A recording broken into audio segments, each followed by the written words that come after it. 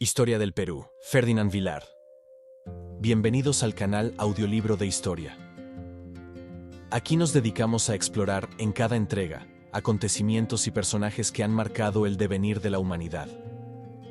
Si en algún momento discrepas de la versión que te presentamos, te invitamos a compartir tu perspectiva con respeto. Nos comprometemos a investigar, y más adelante, preparar un video donde integremos también tu punto de vista. Nuestro objetivo es construir una amplia base audiodocumental sobre la historia mundial. Apenas comenzamos, así que suscríbete y activa la campanita para no perderte ninguna de nuestras próximas exploraciones. Hoy seguimos con el audiolibro de Historia de Perú en 10 capítulos. Bienvenidos al capítulo 5, donde analizaremos las reformas borbónicas e inicios del sentimiento independentista. En esta ocasión, nos adentraremos en las transformaciones económicas, administrativas y fiscales implementadas por la dinastía Borbón durante el siglo XVIII, y veremos cómo afectaron a los diversos grupos sociales del virreinato. También conoceremos las tensiones que surgieron entre criollos y autoridades peninsulares, la llegada de las ideas ilustradas y, finalmente, el estallido de la rebelión de Túpac Amaru II, con sus causas y consecuencias. Ponte cómodo y acompáñanos en este viaje de alrededor de 30 minutos, donde descubriremos los elementos que poco a poco fueron encendiendo la chispa del deseo de autonomía y la futura independencia del Perú. Capítulo 5. Reformas borbónicas e inicios del sentimiento independentista. 1. El cambio de dinastía, de los Habsburgo a los Borbones. El siglo XVIII fue un período de gran trascendencia en Europa y en sus colonias americanas. Tras la muerte de Carlos II de Habsburgo, último monarca de la Casa de Austria en España, se desató la Guerra de Sucesión Española, 1701-1713, que culminó con la llegada de la dinastía Borbón al trono español, representada inicialmente por el rey Felipe V. Los Borbones trajeron consigo las ideas del absolutismo ilustrado, características de la monarquía francesa, buscando modernizar las estructuras del imperio español. Para ello, diseñaron una serie de reformas borbónicas, que abarcaban campos como la administración, la fiscalidad, la economía y la defensa. Aunque, en teoría, pretendían hacer más eficiente la gestión colonial y asegurar mayores ingresos a la corona, en la práctica removieron intereses locales, enfrentaron las aspiraciones de los criollos y generaron un clima de creciente descontento. 2. Reformas administrativas y fiscales, objetivos y alcance. 2.1. Nuevo ordenamiento territorial. Uno de los objetivos principales de las reformas borbónicas fue debilitar el poder excesivo que ciertos grupos, sobre todo los antiguos encomenderos y grandes familias criollas, habían acumulado. Para ello, las autoridades peninsulares decidieron reorganizar el virreinato del Perú, recortando su extensión y creando nuevos virreinatos y gobiernos. Virreinato del Río de la Plata, 1776. Con capital en Buenos Aires, se desmembró del Virreinato del Perú buena parte de lo que hoy son Argentina, Bolivia y Paraguay, aliviando el control que Lima ejercía sobre estas regiones. Reordenamiento de audiencias. Se buscó reforzar la presencia de audiencias y corregidores fieles a la corona, reduciendo la autonomía de los cabildos locales. Esta fragmentación territorial impactó directamente en la economía limeña, que vio mermadas sus rutas comerciales, y también en los grupos de poder criollo que habían construido su riqueza comerciando con las provincias del sur.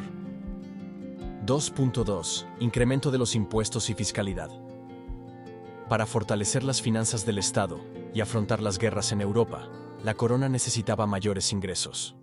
La introducción de nuevos impuestos y el aumento de tributos tradicionales irritaron a la población. Aumento de alcabalas. El impuesto sobre las ventas, las alcabalas, se incrementó para comerciantes y productores locales. Tributo indígena. Continuó cobrándose con rigor sobre la población nativa, a menudo de forma abusiva y arbitraria. Estanco de tabaco y otros monopolios. Se establecieron monopolios estatales de productos como el tabaco o el aguardiente, encareciendo su venta y limitando la posibilidad de comercio libre. Estos cambios generaron tensiones no solo entre las clases populares y las comunidades indígenas, sino también entre los comerciantes criollos, que se sentían ahogados por las cargas fiscales y la competencia desigual de los peninsulares. 2.3. Las intendencias. El sistema de intendencias se implantó como parte de la reforma, buscando una administración más centralizada y eficiente.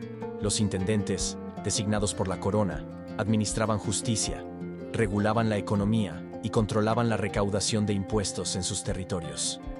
Sin embargo, muchos criollos locales vieron en estos funcionarios una intromisión peninsular que les arrebataba poder. Las intendencias se convirtieron, así, en un foco de descontento e intrigas políticas. 3. Impacto económico. ¿Modernización o crisis? Desde la perspectiva borbónica, las reformas pretendían modernizar el virreinato, impulsando la minería, la agroexportación y la recaudación de tributos. Sin embargo, el resultado no siempre fue el esperado. Minería en decadencia.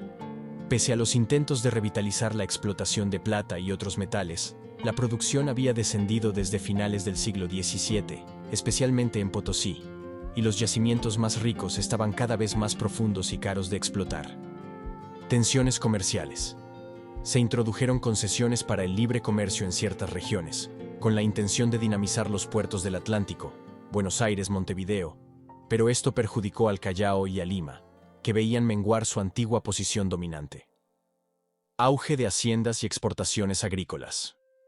Algunas zonas costeras se beneficiaron de la creciente demanda de productos como azúcar, algodón y aguardiente. Se potenciaron haciendas, muchas manejadas por criollos y peninsulares, que empleaban mano de obra indígena y esclava, reforzando la desigualdad social. 4. Surgimiento de ideas ilustradas y tensiones criollas. El siglo de las luces trajo la Ilustración, una corriente de pensamiento que ponía énfasis en la razón, la ciencia y la libertad. Aunque censuradas en parte por la Inquisición, estas ideas llegaron de manera paulatina a América, influyendo en algunos sectores cultos de la sociedad virreinal. Las tertulias y círculos ilustrados. En Lima y en otras ciudades surgieron espacios de debate donde criollos educados y eclesiásticos discutían sobre filosofía, política y economía, tomando inspiración de los pensadores europeos, Montesquieu, Rousseau, Voltaire. La influencia en la élite criolla. Muchos criollos, formados en universidades como la de San Marcos, se sentían cada vez más inconformes con las restricciones de la corona y anhelaban mayor autonomía. Aunque no todos deseaban una independencia inmediata, empezaba a crecer un clima de crítica hacia el monopolio peninsular. Publicaciones y censura. La imprenta en Lima y en otros centros urbanos permitió la circulación de textos, aunque limitadamente, y la llegada de libros de contrabando que alimentaban las ansias de cambio. La corona y la iglesia vigilaban de cerca estos intercambios, recelosas de que prendieran ideas subversivas. 5. Primeros brotes de rebelión.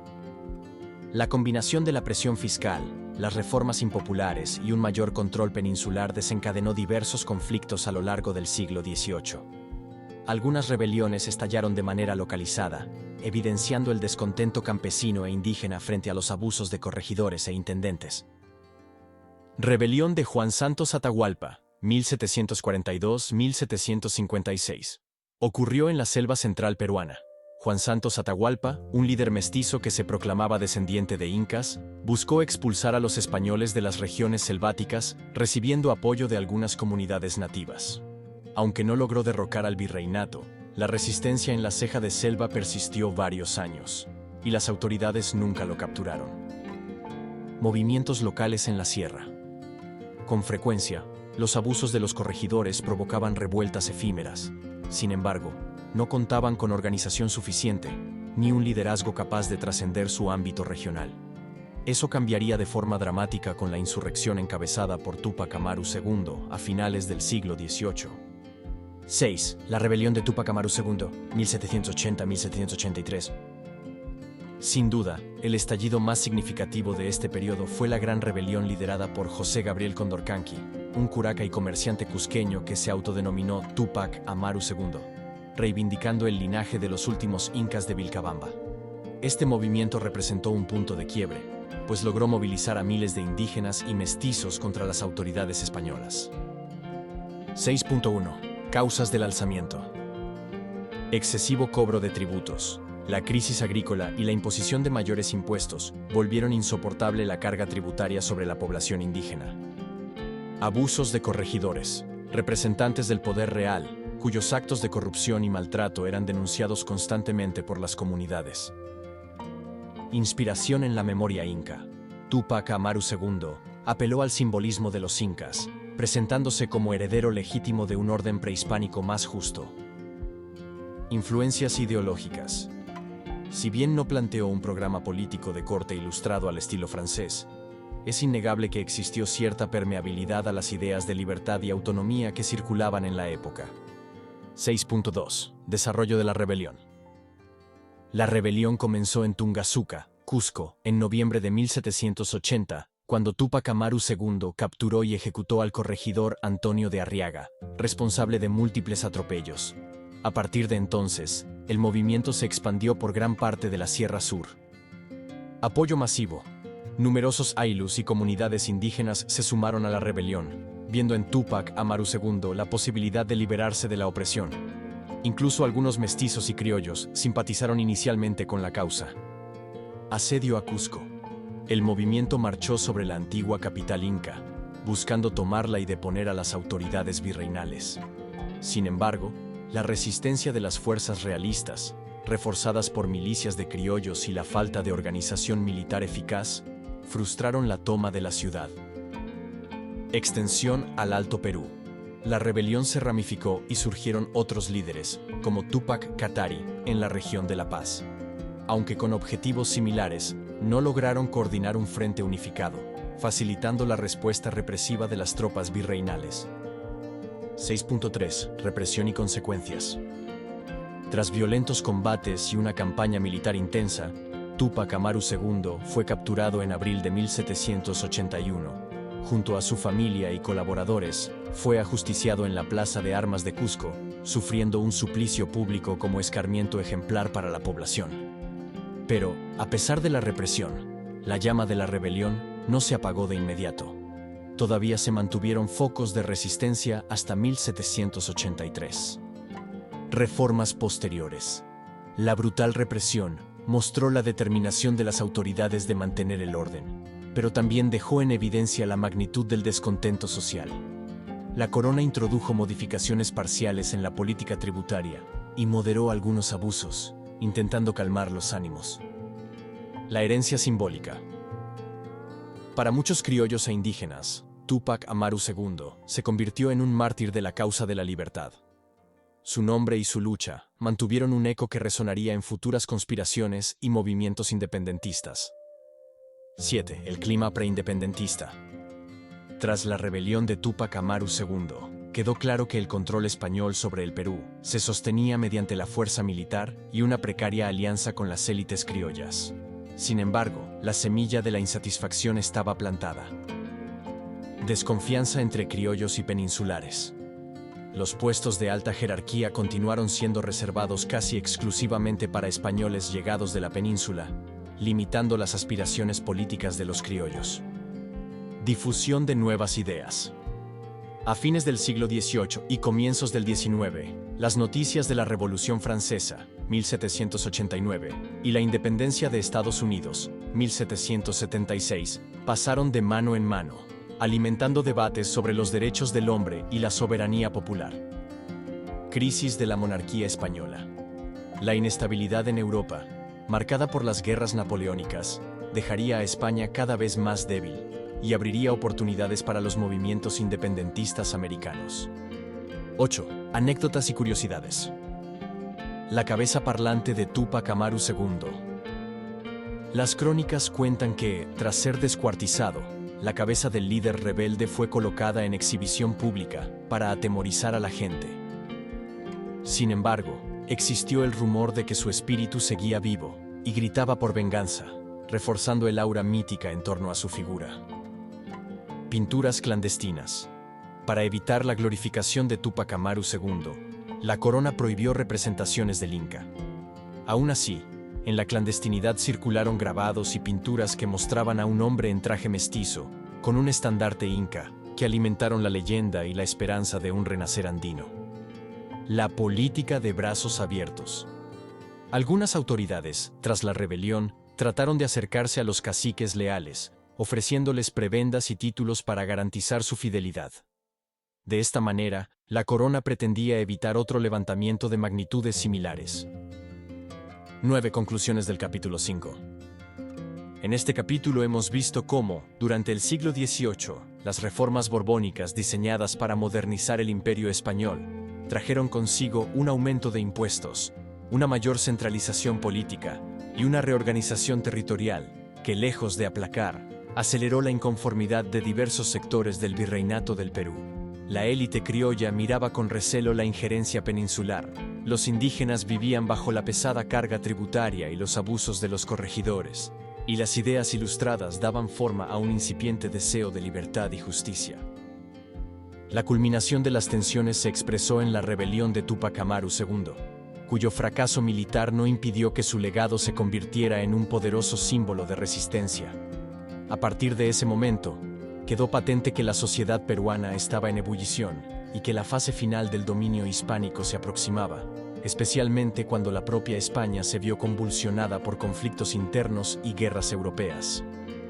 Puntos clave. 1. Las reformas borbónicas y su impacto en la administración, la fiscalidad y el control territorial. 2. El descontento criollo, que vería limitadas sus aspiraciones políticas y económicas por los monopolios peninsulares. 3.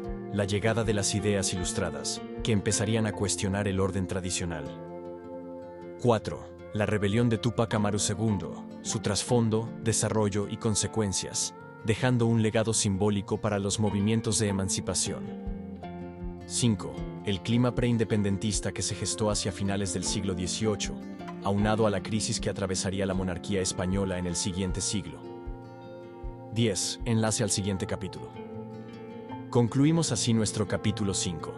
Reformas borbónicas e inicios del sentimiento independentista. En el capítulo 6 abordaremos la Guerra de la Independencia. Caminos hacia la emancipación, donde conoceremos cómo la crisis de la monarquía española y la influencia de líderes como José de San Martín, Simón Bolívar y Antonio José de Sucre abrieron paso a la independencia del Perú. Hablaremos de los desembarcos libertadores, las campañas militares en territorio peruano y la proclamación de la independencia en 1821, hasta las batallas decisivas de Junín y Ayacucho en 1824. Gracias por acompañarnos en este recorrido por las tensiones y reformas que encendieron las primeras luces de libertad en el Perú. Te invitamos a suscribirte, activar la campanita y dejar tus comentarios con respeto.